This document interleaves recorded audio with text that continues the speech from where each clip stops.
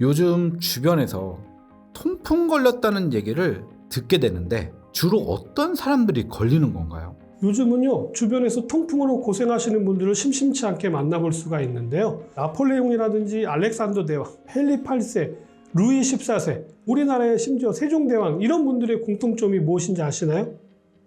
네, 맞습니다. 통풍입니다. 통풍은 옛날에는 귀족병으로 불렸었는데요.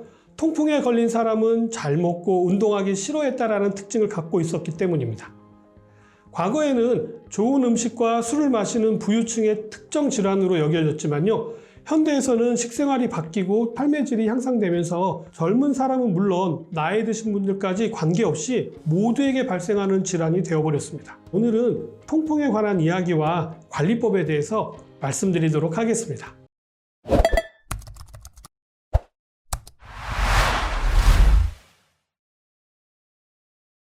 통풍이라고 하는 것은요, 관절과 관절 사이에 요산이 쌓이면서 통증을 일으키는 질환을 말하는데요. 우리 몸은 탄수화물, 지방, 단백질을 섭취해서 소화 흡수가 되어가지고 에너지를 만들고요, 배출하는 과정을 거치게 되어지는데요. 탄수화물과 지방은 대사 과정을 통해서 이산화탄소와 물로 배출되지만요, 단백질은 질소를 함유하고 있어서 단백질의 분해 산물인 아미노산이 대사가 되면서 암모니아가 되고요. 이렇게 만들어진 암모니아는 독성을 가지고 있어서 요산으로 바꾸게 되고요. 요산도 독성이 있어서 요소로 바꿔가지고 우리의 소변을 통해서 배출하는 시스템으로 구성되어져 있습니다. 그런데 이 시스템에 문제가 있어서 요산이 잘 배출되지 못하게 되거나 다량의 요산이 한꺼번에 많이 만들어지게 되면요, 우리 몸에 여러 군데에 문제를 발생하게 되는 것인데요. 그 중에 하나가 바로 통풍인 것이죠. 혈액 중에 요산이 높은 상태를 고요산혈증이라고 하는데요. 혈액 중에 요산의 농도가 7.0 이상인 상태를 이야기하는 것입니다. 건강보험심사평가원의 자료에 따르면요, 우리나라 통풍 환자는 5년간 약 29%나 증가했다고 하고요. 특별히 20대에서 30대 사이의 통풍 환자가 크게 증가했다고 합니다. 그 이유는요, 지나친 음주와 당분 섭취가 대두되고 있습니다. 20, 30대 젊은 층도 당뇨, 고혈압에 고지혈증까지 나타나고 있고요. 통풍도 증가하고 있다는 게 현실입니다. 통풍에 대해서 좀 더 구체적으로 말씀을 드리자면요. 성별이 남성인 경우, 40대 이상의 경우, 비만일 경우, 통풍에 가족력이 있는 경우, 술을 자주 마시는 경우, 콩팥 기능이 안 좋은 경우, 고혈압이 있는 경우에요, 통풍이 훨씬 더 많이 발생하고 있는데요. 이렇게 남성에게 집중되는 데는요, 여성의 경우에는요, 생리를 통해서 요산이 적절하게 배출되기 때문에 통풍 발병률이 좀 낮은 편이지만 남성의 경우에는요, 소변 배출 이외에는 다른 방법이 없기 때문입니다. 그러나 여성의 경우라고 하더라도요, 폐경기 이후에는요, 통풍 발병률이 급격하게 증가한다고 합니다. 통풍은 주로 발생하는 위치가 있습니다. 발 쪽이 많이 나타나는데요, 엄지발가락이나 발목, 무릎 등으로 주로 나타날 수가 있습니다. 요산에 의해서 염증이 발생하게 되어서 빨갛게 붓고 열이 나는 특징을 가지고 있습니다. 심장과 가까운 쪽은 체온이 높고 팔과 다리 쪽은요, 상대적으로 심장 쪽보다는 체온이 낮은데요. 통풍은 온도가 낮고 순환이 잘 안 되는 발 쪽으로 많이 나타나게 되는 것이죠. 밤이나 새벽에 그 증상이 심해져서 잠을 설치기도 하는데요.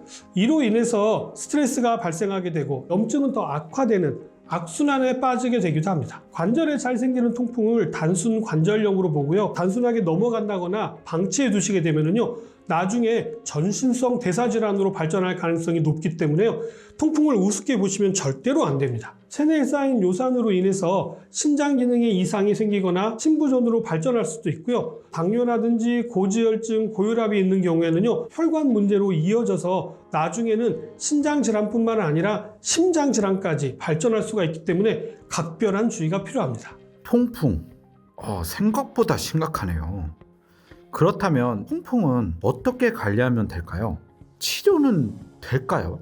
안타깝게도 통풍은 완치는 불가능하고요, 증상만 치료할 수 있습니다. 통풍에 걸리기 전에 예방이 최선이고요. 만약 걸렸다고 한다면요, 약물 치료만으로는 역부족이기 때문에요, 술이라든지 당분을 다 끊고 식습관을 완전히 바꾸셔야만 합니다. 통풍은 체질과 연관이 깊고 요산 수치가 높아지게 되면요, 자연스럽게 신장의 기능에도 영향을 미치기 때문에 주의가 필요한 것이죠. 이렇게 시스템에 문제가 발생을 해도 통풍이 발생하기도 합니다만, 과도하게 요산이 많이 만들어지게 되어도요, 통풍이 발생하게 됩니다. 통풍을 예방하기 위해서는 반드시 식이요법이 필수적인데요. 일단 요산을 만들어내는 단백질 섭취를 줄이시는 것이 가장 중요합니다. 그렇다고 해서 단백질 자체를 너무 줄이게 되면요, 우리의 생명을 유지하는 데도 영향을 주기 때문에요, 과도한 단백질 섭취는 피하시는 것이 중요합니다. 가급적이면 고급 단백질 위주로 섭취하시고요, 완전 단백질 형태로 섭취하시는 것이 중요하겠죠. 통풍이 있으신 분들은요, 단백질은 양보다는 질 쪽에 신경을 더 많이 쓰셔야 한다는 이야기입니다. 다음으로 유독 요산을 많이 만들어내는 물질들이 있습니다. 퓨린이라고 하는 성분인데요, 퓨린이 많이 함유된 식품으로는요, 효모가 풍부한 식품이라든지 효모로 발효시킨 식품은요, 모두 통풍이 있으신 분들은 피하셔야 합니다. 가장 대표적인 것이 약국 같은 데서 판매하고 있는 효소 제품, 옛날 원기소 제품 기억나시나요?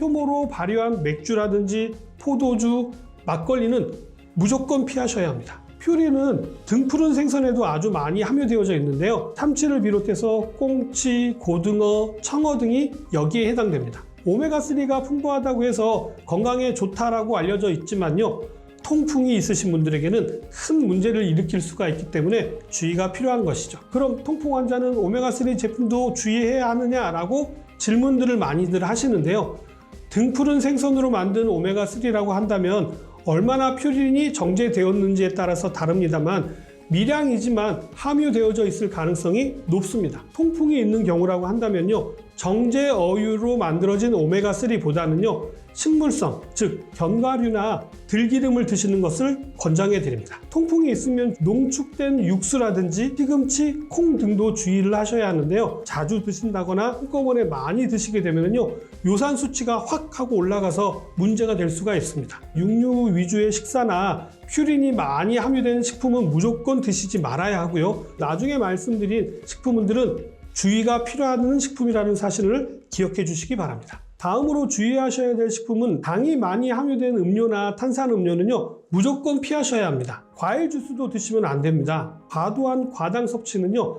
간에 무리를 줄 뿐만 아니라 지방으로 저장을 하기 때문에요, 염증이 발생할 확률이 훨씬 더 높아지고요, 심혈관 질환에 악영향을 미칠 수도 있기 때문에 각별한 주의가 필요하겠죠. 와, 통풍이 있으면 주의해야 될 점이 정말 많네요. 그렇다면 통풍에 도움이 되는 식품과 방법은 없을까요?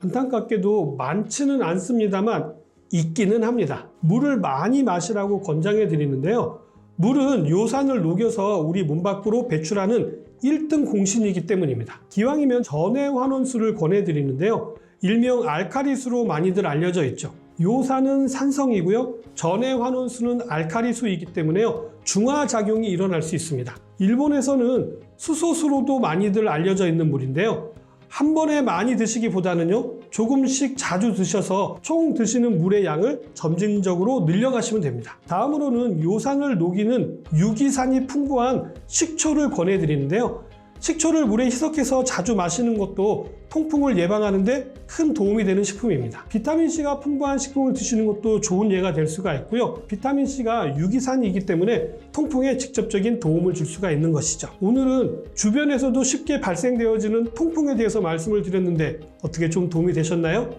저는 다음에 좀 더 도움이 될 만한 내용 가지고 다시 찾아뵙도록 하겠습니다. 감사합니다.